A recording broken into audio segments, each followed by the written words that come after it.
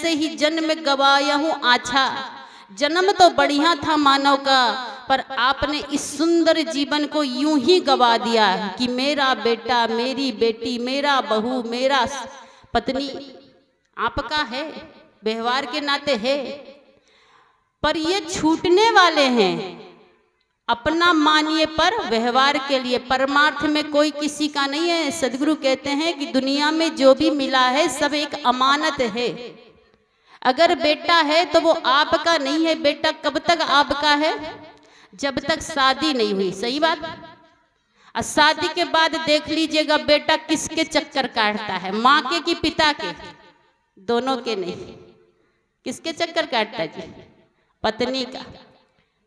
सदगुरु कहते हैं बेटा है तो पत्नी का, बहू की अमानत है। शादी होगी बहू ले लेगी, इसको अधिकार उस पर रहेगा ना जी। ऐसा होता है कि शादी के बाद मान लो आपने कहा बेटा से कि साड़ी ला दीजिएगा, कोई माँ बोले, और पत्नी भी कहे कि हमको भी एक साड़ी ला दीजिएगा ना बढ़िया से, और कहीं बेटा माँ की साड़ी 1000 की ला दे, अब पत्नी की साड़ी 500 की हो जाए तो घर में क्या होगा? रामायण की महाभारत? महाभारत माता ये सब समझ गई। होता क्या है, माँ की साड़ी 500 की होगी, रेट देख लीजिएगा, पूछ लीजिएगा, बिल बनवा के मंगवा लीजिएगा। अब पत्नी की साड़ी 1000 की, मतलब किसका हुआ बेटा? आपका हुआ जी। कब तक? जब तक शादी नहीं हुई थी।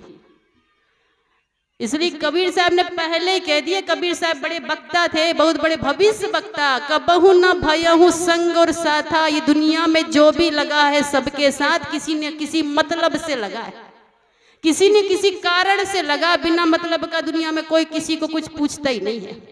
सबका अपना अपना मतलब, सबका अपना अपना कारण है। संत कहते हैं बच्चे के लालन पालन करने में माँ अपनी सुंदरता खो देती है। सही बात ना? और बेटा बड़ा होकर शादी के बाद में पत्नी की सुंदरता में माँ बाप को खो देता है। 4-6 बच्चे को एक माँ बाप आराम से पाल लेते हैं, पर 4 बेटा बहू 8 मिल के भी 2 माँ बाप का, सास ससुर का बोझ उठाने में बहुत तकलीफ मानते हैं। कबीर साहब कहे कबहू न भयहु संग और साथा, ये बैराग, ये बंधन से मुक्ति की ओर बढ़ने के लिए शब्द है। समझ जाइए, जाग जाइए, चोट दे रहे हैं। ऐसे ही जन्म गवाया हूँ आछा। जीवन तो बढ़िया था, मानुष तन सदगुरु मिलन मोक्षों इच्छा होए, दुर्लभ तीनों परम है पाए सुयोग न खोए। इतना सुंदर मानुष का तन मिला, सदगुरु मिले, मोक्ष की इच्छा होना चाहिए। तो हम संसार की कामना करते हैं, भक्ति भी करते हैं तो धन पाने के लिए। हे भोले बाबा इस बार इलेक्शन में जिता दीजिएगा, भगेत करा देंगे, अष्टजाम करा देंगे।